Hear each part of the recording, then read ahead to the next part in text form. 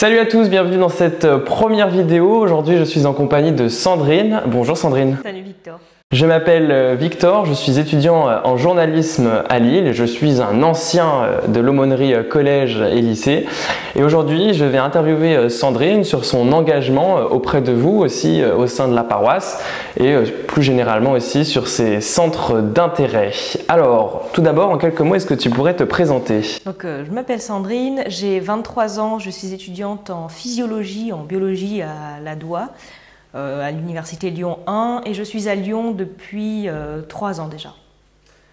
Qu'est-ce qui t'a poussé à devenir animatrice donc à l'aumônerie collège? Alors c'est le père Laurent qui me l'a demandé et j'ai dit oui parce que je voulais tenter l'expérience et j'étais déjà à l'aumônerie étudiante, donc je me suis dit pourquoi pas, si je peux donner un coup de main, ça va être plaisir.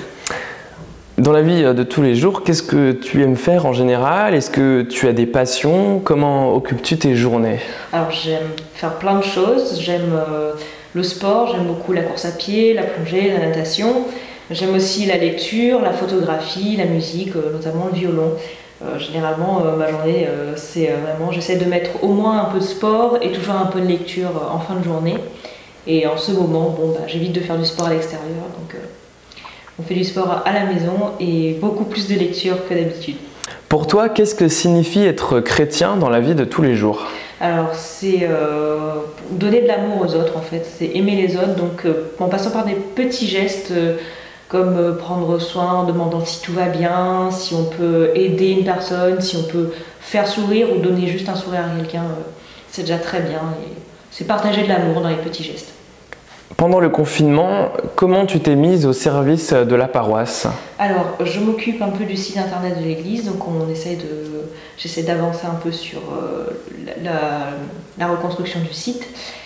Et sinon, le dimanche, je suis appelée à l'église par le Père Laurent pour l'aider au niveau des lectures, au niveau de l'animation, au niveau de la musique, notamment au violon, où j'accompagne généralement ceux qui chantent. Au collège, comment vivais-tu ta foi?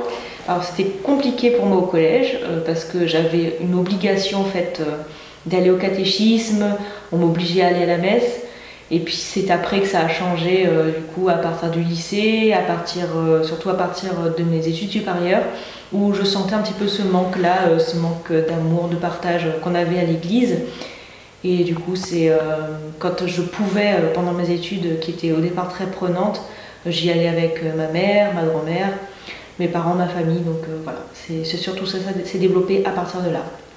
Pour conclure, quel message voudrais-tu transmettre aux collégiens? Alors, toujours vous donner à fond dans ce que vous faites, poser des questions, et n'ayez pas honte de nous poser des questions, de poser des questions aux plus âgés. Donnez-vous à fond dans toutes vos activités pour ne pas avoir de regrets et surtout partager toujours du bonheur et de la bonne humeur autour de vous.